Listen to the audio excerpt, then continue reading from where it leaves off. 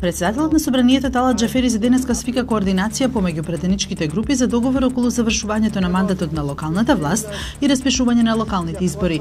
ВМРО ДПМН е преку соопштение информира дека нема да учествува. Денеска се очекува кабинетот на председателот Ѓорги Иванов да се изјасни за верзијата на гаранцијата што ја подготвуваат СДСМ и парламентарните коалициски партнери, што тој ја побара за да го додели мандатот за состав на нова влада, која, како што јави вчера телевизија 24, му била доставена. Доколку нема забелешки, се очекува лидерот на СДСМ Заев утре и официјално во име на новото мнозинство да му ја достави гаранцијата и да го добие мандатот.